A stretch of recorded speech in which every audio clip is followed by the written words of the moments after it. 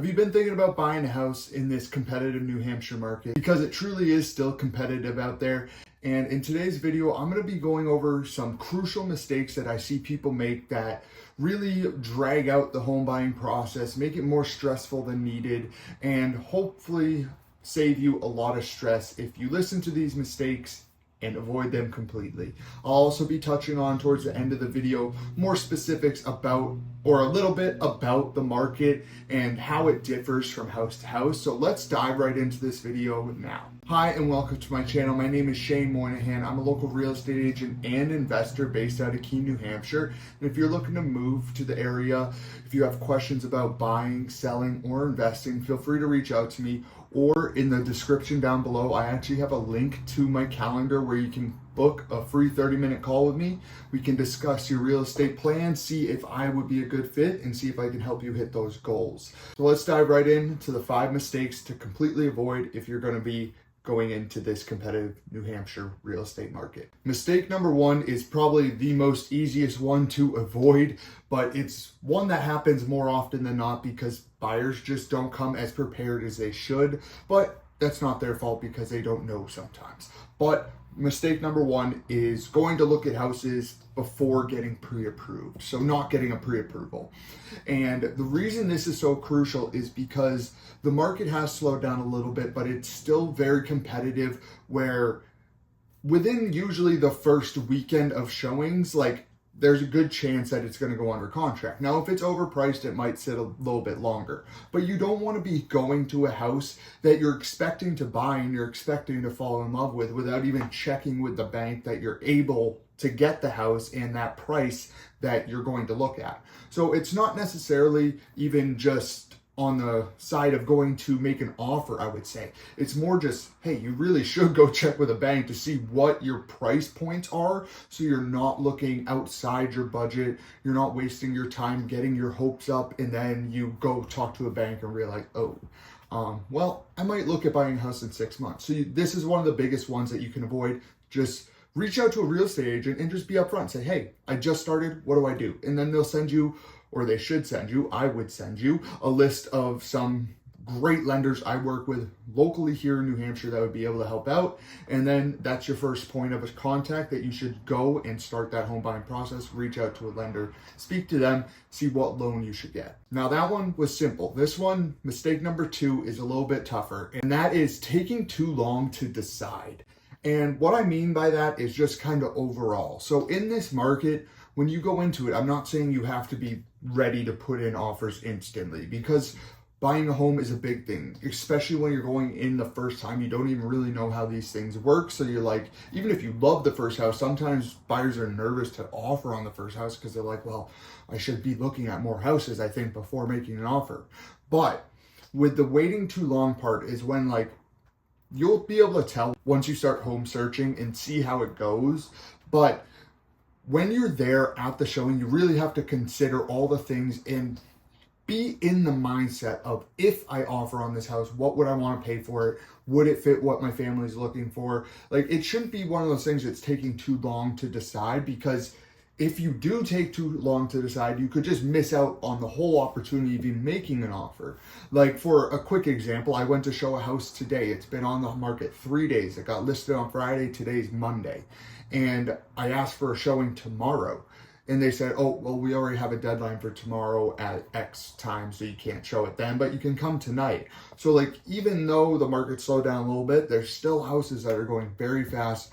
You have to jump on them just to get a showing and hopefully be able to put your offer in if you like it. And before I move on from this point, I do want to mention, speed does matter. If you're really good at the home searching point, yes, your agent should be sending you houses, but most of my buyers are sending me houses because they're on Zillow all the time, just checking, seeing updates coming from me that I'm sending them from my website saying, hey, here's a new listing that matches your stuff. And they send it to me saying, hey, let's go see this. Because being one of the first offers in is good. It's showing how serious you are. Hey, we saw this within the first day of it being on. You already have an offer in hand from us. So we're serious. So speed really does matter. Mistake number 3 is lowballing on the first offer. Now, this one doesn't come into play as much as you'd think it would, because I think a lot of people have a good grasp of this market, but some folks will come in and feel like they can get a steal because they see something's maybe been sitting on the market like 6-7 days, and they're like, can we get this 40,000 under? It's like, well, we haven't even looked at the house. Let's go look at it, see what it is, and then we can talk about pricing. Some people just have in the mindset that they want a deal, even if it's priced well. So that's one of the hard things to explain to people, because they'll go into the showing at a well-priced house and be like, yes, I would pay this right now to get this house. And then you have to explain to them, yeah, well, they priced it at this so that they could get all of these people like you setting up the showing to get interest in it. It's not going to sell for what it's listed at. So this one is, there are situations where I wouldn't say you can lowball them, but you can respectfully go in under ask. But there's also situations, if the price is good already just from the listing, chances are it's going to go over. I'm not saying a ton over, but it's going to draw a crowd and it's probably going to get a few offers. Now, mistake number 4 is really one to protect you as a home buyer, and that is not skipping certain contingencies. So it's really writing up the offer as best you can to be one of the most competitive offers there is in the group, but still protect you as much as possible in your situation. Now, this one really kind of depends on where you're at, because I always recommend a home inspection for any one of my buyers, because it's really something like, yes, you go to a home, you view it, you walk through it, you're there maybe 30 minutes, maybe 45 minutes at most, and then you're ready to put an offer and go live in it. But like, yes, you looked at it, but you didn't have someone else look at it. So like, it's one of those things, if you really want to know what you're buying, you should have a home inspector come out. But it's really optional. It's completely up to the buyer. And if they're experienced with homes, they understand them, they're in a good financial position, whatever it is, if they're completely like, I'm waiving them, yes, that's what we're going to do. You're the buyer. I write up what you want. But you want it to protect you as a buyer, especially if you're like a first-time home buyer. You want to make sure you're not losing your deposit. You want to make sure you get a home inspection to make sure it's a good house that you're not going to buy and then be like, oops, I have to dump a lot of money into this and I just spent it on getting in here. So home inspections are really important. Also, like financing contingencies, there's certain situations where those should not be waived, because well, you want to make sure that you're going to be able to get a loan and again, not risk losing your escrow money. So it's really having someone that knows how to write up an offer in this market to protect you as a buyer, but also show you how serious you are and that you can close a deal and be a good buyer for the seller. And mistake number 5 is really an easy one, but an honest one. And it's not working with a local real estate agent.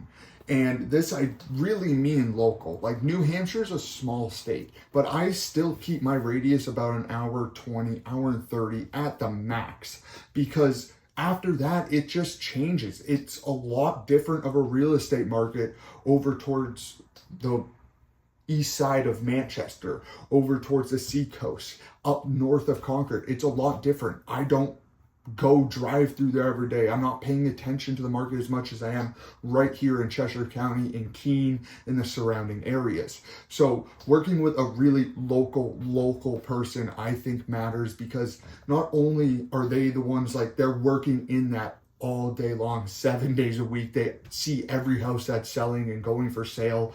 They understand it, but they also know all the people there. So it's also just like they'll be able to get you in quick and do all this stuff and really understand the local part. So be able to tell you about the schools, the stores, the gyms, the experiences around the area. So I really think that is one of the most underrated ones. And now those were the 5 mistakes that I see a lot of buyers make, because again, some people are just hesitant about buying a house because of course it's a huge decision. I mean, you're buying a house usually in most situations going into a lot of debt to be able to purchase that house. So you want to make sure you know what you're doing. You don't make these mistakes that a lot of people do. Then they just get a bad taste in their mouth for buying a house, because yes, it's a long process, a tough process to go through, but it happens every single day. All types of people close houses every single day. It's always happening. So it's not as scary as it seems. And one thing I want to point out before I end the video is the real estate market here near me, Cheshire County, Keene, southern New Hampshire area. It's still very competitive. There's still a lot of people moving from other states up to New Hampshire. We're short on housing. Like, it's still, the numbers don't make sense. We're sitting at about 2 months of inventory if we're lucky. I think it's decreased a little bit now that the summer houses have been selling a lot faster. So like things are changing a little bit, but there's still opportunities, because while things are selling, sellers are still having a difficult time finding the right price point. I mentioned a little bit earlier in the video, there are times to go under list price. If a house has been sitting on the market 7, 14, 21, longer than that days on the market, typically that means there's either something wrong with the house or they completely overpriced it. So there are opportunities to go in below list price. But again, if the house looks good in the pictures, you're like, wow, I'd pay $325 for that in a second, chances are it's going above $325. So if you have any questions, feel free to drop them in the comments below. And if you're looking to move to New Hampshire, again, feel free to reach out to me or book a 30-minute consultation with me with the link down below in the description, a Calendly link, and you can book the call. We'll talk about your real estate goals, see how I can help you achieve them. And if this video added some value, please hit that like and subscribe button. I'll catch you guys next week with another video.